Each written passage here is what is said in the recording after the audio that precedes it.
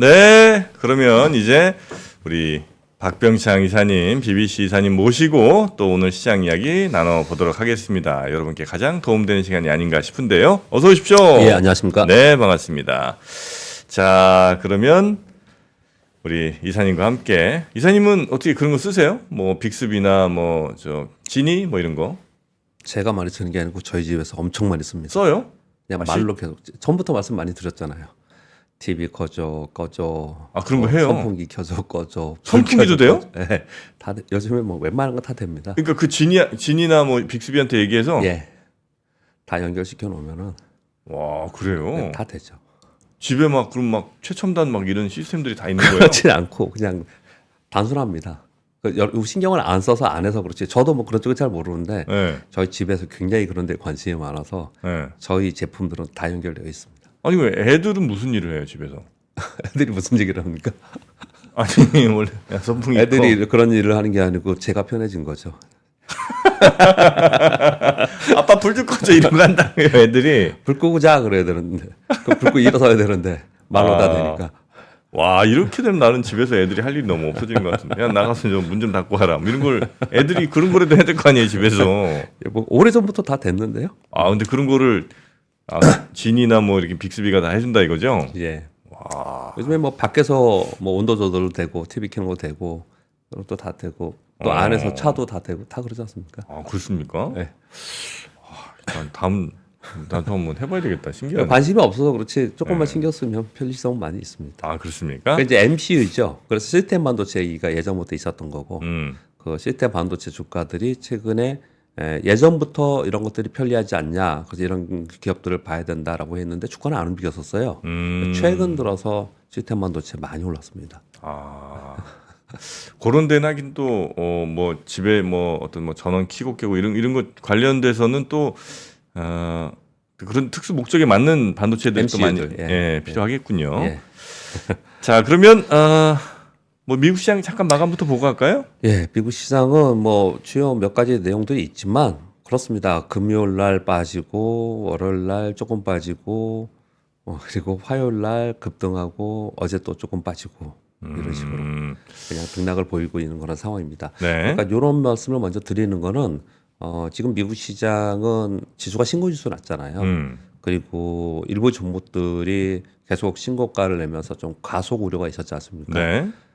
그런데 이번 한 주를 잘 보면 지난 주부터 등락하고 있습니다. 그러니까 주중 변동성이 있고 일간 변동성이 있지만 네. 주가는 왔다 갔다 하고 있는 상황인 거고요. 사실은 고점으로부터는 약간 내려와 있습니다. 주도주도는 약 7에서 10% 정도 고점에서는 빠졌습니다. 전체적으로 좀 빠졌고요. 네. 그리고 후발주들은 좀 많이 빠지는 그런 상황인데 상대적으로 약했던데 네. 그러니까 주요 종목만 말씀을 드리면 예를 들어서 테슬라 같은 경우에도 어제 4.5% 빠졌는데요. 어휴. 테슬라가 올해 한 해 지금 3월 둘째 주잖아요. 네. 올해 31% 빠졌어요. 올해만 예. 테슬라가요? 예. 우리가 맨날 엔비디아 쳐다보고 있고 다른 데 쳐다보고 있어서 그런데 예, 또 안 좋은 쪽은 또 안 좋습니다. 애플은 11% 빠졌습니다. 올해만 그렇게 빠진 거예요. 그래서 상당히 차별화가 심하게 작용이 되고 있다. 네. 대부분 아마도 수급적 쏠림 때문에 그렇다. 그 수급적 쏠림이 파생 상품과 연결된 거래가 상당히 많은데 이번 주에 만기다. 그러니까 이번 주는 변동성이 심하다. 그래서 이번 주에는 관망이 낫지 않겠냐 이렇게 월요일날 말씀을 드린 겁니다. 네. 몇 가지만 특징적인 거 말씀드리면요. 러시아 정유 시절 피격됐다는 뉴스가 좀 있었습니다. 이게 좀 애매한 게 어제 우리 시장에서요. 푸틴 대통령이 지금 대선하고 이번 주말에 하죠. 대선 형식적으로 하잖아요. 러시아. 이번 주에요? 네, 러시아 하잖아요. 사람들 관심이 네. 없어. 근데 종전 휴전 가능성에 대해서 종전과 휴전 가능성에 대해서 언급이 보도가 나왔어요. 어제. 네. 공교롭게 어제 아침에 이런 얘기를 좀 했었는데 어제 그래서 제공 관련된 건축과 기계 기술이 어제 급등을 했어요. 어제? 예. 우리 시장은 좀 요랬거든요. 예. 그런데 실제로 뭐 말로는 뭐 휴전 얘기하고 이런 종전 얘기하면서 우크라이나 러시아 정유 시절 피격이 좀 있었습니다. 그래서 어제 유가가 좀 오른 부분이 좀 있고요. 그래서 79달러까지 80달러 근처까지 왔고요. 저는 요것도 영향을 줬지만 그보다는 어제 오펙에서 원유 수요에 대한 전망 발표가 있었어요. 요 내용이 유가 상승에 좀 기여를 하지 않았나 생각했는데 요거 먼저 말씀드릴게요. 네. 어제 오펙이 세계 경제 전망에 대해서 발표가 있었습니다. 세계 오펙이 근데 그런 것도 해요? 당연히 해야겠죠. 왜냐하면 석유 수요 때문에.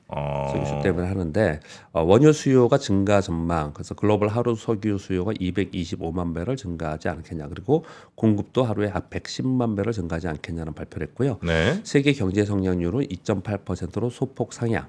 미국은 1.9%로 상향, 유로존 0.5%, 중국은 4.8%, 일본은 0.8%로 이들은 그렇게 높게 보지 않고 있습니다. 인플레이션은 지속적으로 완화될 것이며 주요국 중앙은행들은 금리 인하를 시작할 것이다. 올해 하반기에 시작을 해서 내년 내내 지속되지 않겠냐. 이런 전망을 했어요. 그냥 뭐 참고로 말씀을 드린 겁니다. 근데 이런 내용들이 나오면서 보시면 경제 성장률을 상향했죠. 그리고 네. 석유 수요도 상향 될 거다 이렇게 얘기를 한 거거든요. 이런 부분들이 좀 작용을 하지 않았나 생각을 합니다. 네.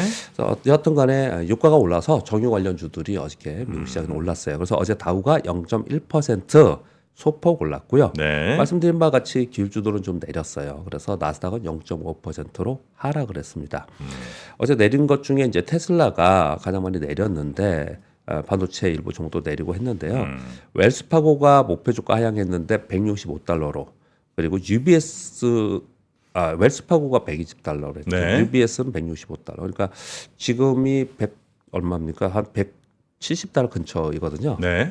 168달러인가 뭐 그래요. 그러니까 지금보다 상당 부분 아래로 좀 내려놨습니다. 이게 내린 이유는 가격이나 얘기를 계속 하고 있습니다. 가격이나 경쟁 때문에 네. 이익률이 떨어지지 않겠냐 얘기를 하면서 요 내용이 나오면서 어제 테슬라가 좀 많이 떨어져서 지수를 좀 끌어내린 부분 좀 있고요. 반면에 그러니까 이제 테슬라 하면 왜 이렇게 막 물론 이제 이런 뭐 이익률이 얼마냐 이런 것도 이제 중요하긴 했습니다만 네. 그보다도 이제 새로운 성장. 기술 뭐 막 예. 뭐 뭡니까 그 자율주행에 대한 기대 그죠? 자율주행 전기차, 예. 그리고 우주항공, 로봇 이런 예. 기대감이 다 있는 거죠.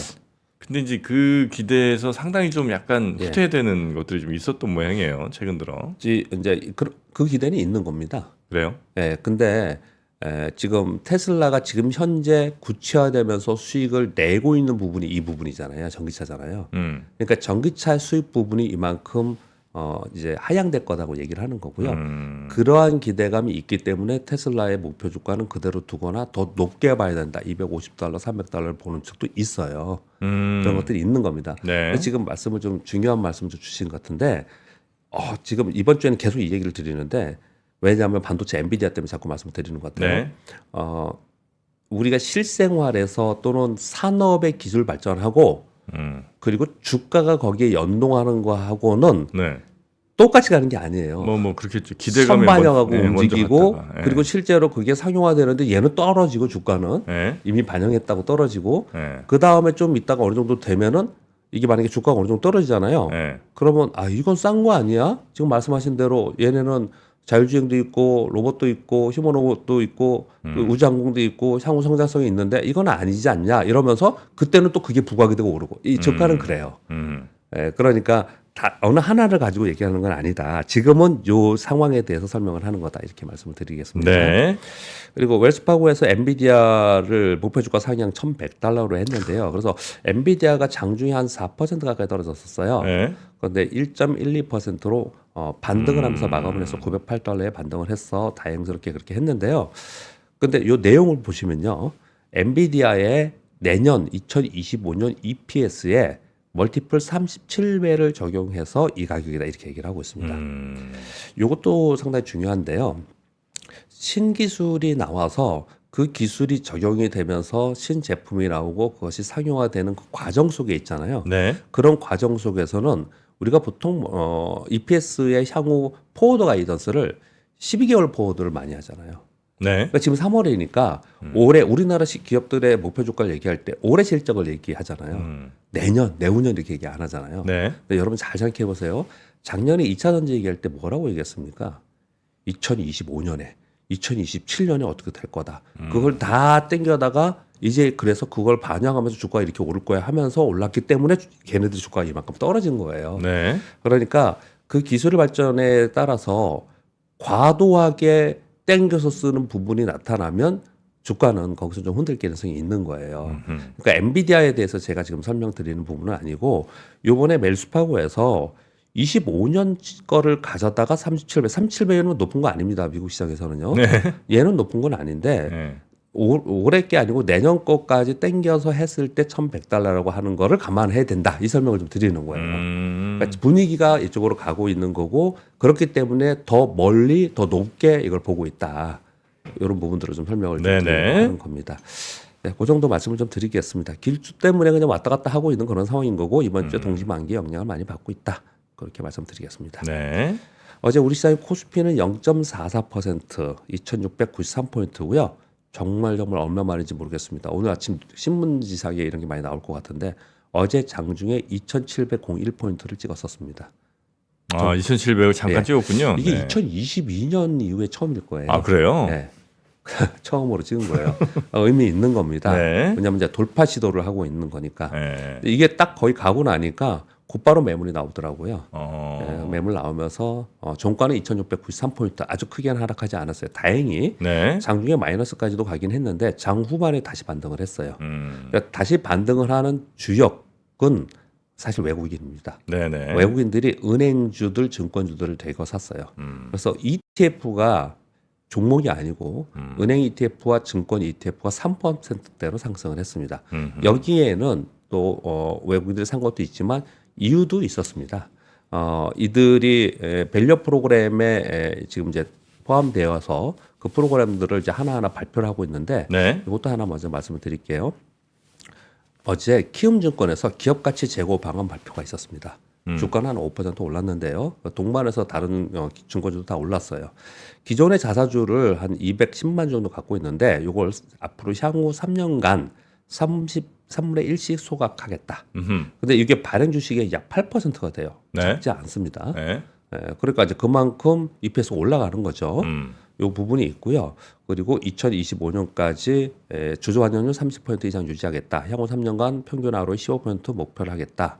그 위에 뭐 소통 강화하겠다, 책임 경영하겠다 이런 발표가 있었거든요. 네. 밸류업 관련된 발표가 나오고 나서 곧바로 전체적으로 시장이 좀 올라가는 그런 특징도 좀 보였어요.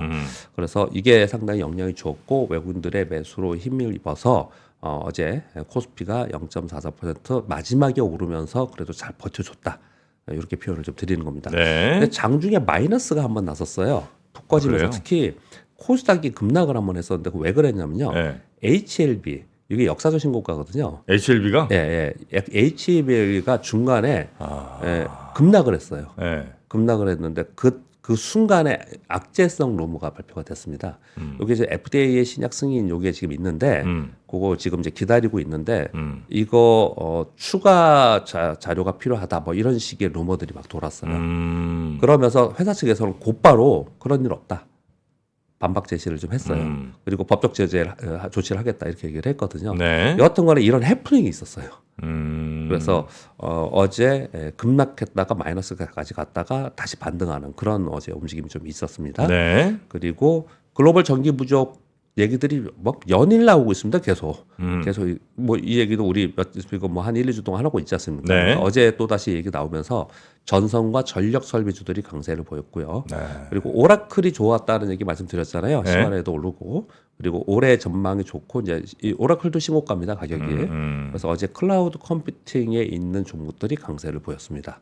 그래서 뉴스에 따라서 종목들이 전체적으로 움직이는 거고요. 전체 시장의 베이스는 밸류 프로그램에 있는 쪽에 외국인들의 거래에 의해서 움직였다라고 보시면 될 것 같습니다. 2,701포인트를 찍었는데 네.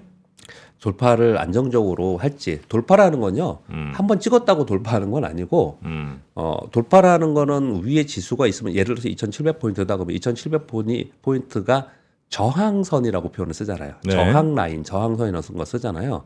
그런데 그것을 돌파하고 나서 그 지수가 지지 라인 다시 깨지 않는 그랬을 때 이건 우리가 돌파했다 이렇게 표현을 하거든요. 네. 지금은 그런 상황은 아니고 자꾸 터치만 하는 거예요. 그래서 말씀드리기를 이건 기저의 밸류 프로그램 효과가 있어서 외국인들이 들어오고 그래서 이런 모습이 나타나고 있지만 여기서 주춤주춤하고 있는 상황이 있다. 왜 그런가 보니 미국의 주도주들이 지금 한 5에서 10% 빠졌다 그랬잖아요. 이 부분이 지금 눈치 보기를 좀 하는 거예요. 네. 그래서 투자 심리에 상당히 연동되어 있습니다. 그러는 사이에 우리 시장은 2,700포인트 근처에서 지금 4주간 왔다 갔다 하고 있는 상황 속에서 종목별로 섹터별로 그냥 순환매만 이루어지고 있어요.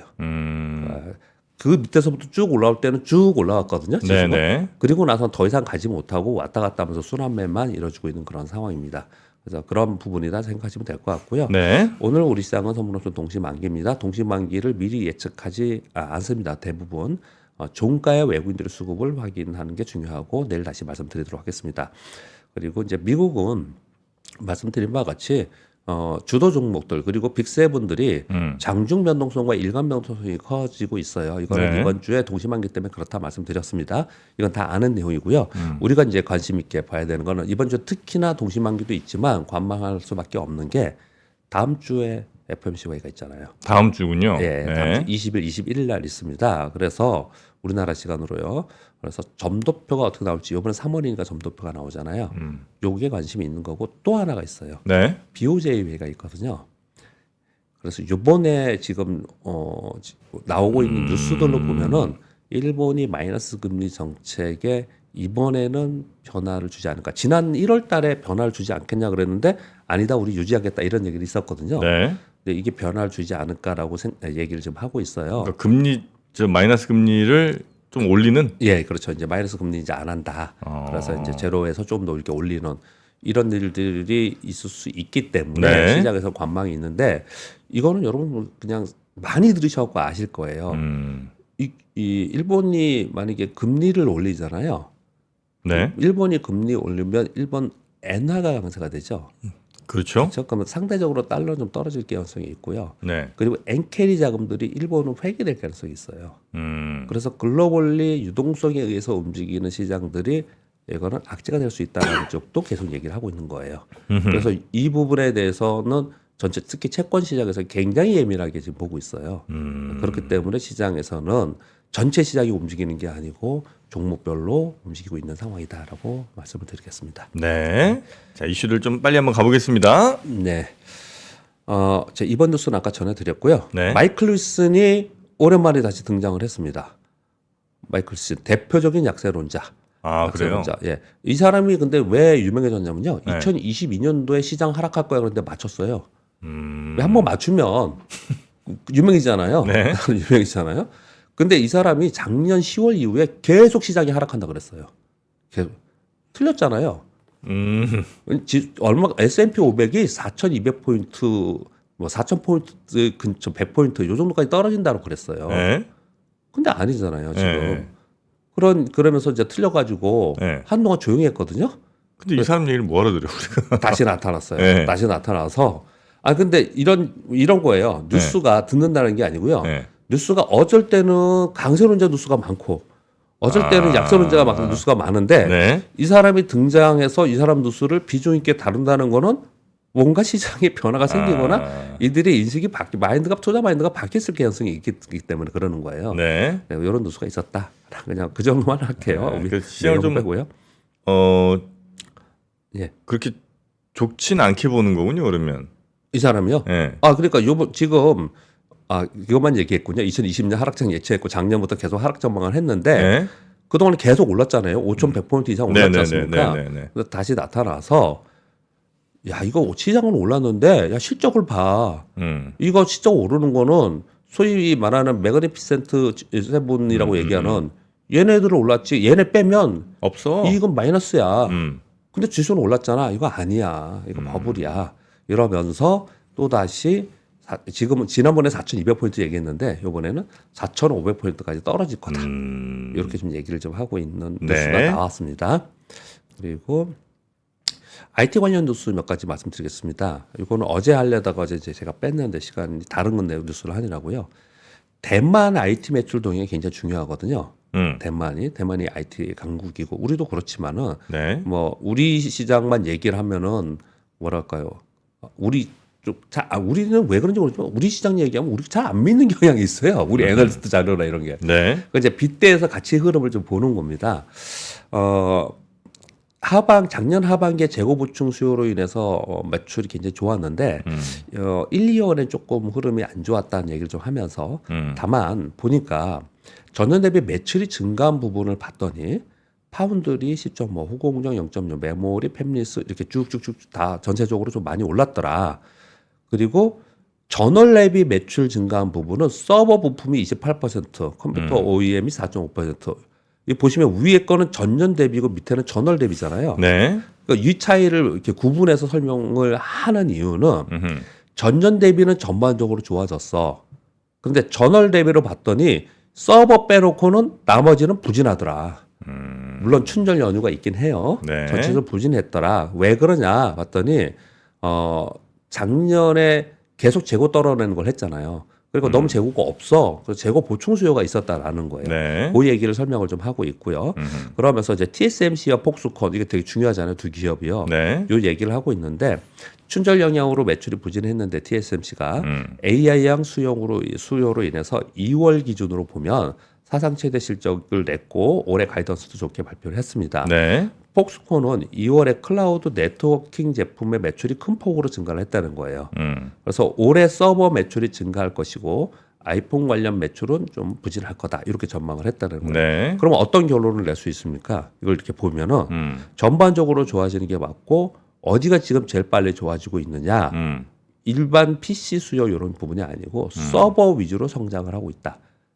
데이터 센터가 증설을 계속 하고 있잖아요. 네. 그렇게 결론을 낼 수 있는 거예요. 그래서 이 부분을 바라보면서 IT 쪽은 계속 거기에 맞춰서 우리가 투자를 해야 된다. 이렇게 결론 질 수 있겠죠. 네. 보면은 거기에 연결해서 좀 말씀을 좀 드리면요. AI 열풍으로 올해 서버 투자 성장 이런 이제 뉴스가 좀 있었습니다. 해외발 뉴스인데요. 메타는 올해 최대 48조 투자, 마이크로소프트 독일의 4.7조 투자, 알파벳, 아마존 등은 구체적 금액을 제시 안 했지만 지난해 대비 현저히 커질 것이라고 발표를 하고 있다. 고부가 AI양 DDR5와 HBM 수요가 증가하고 있다.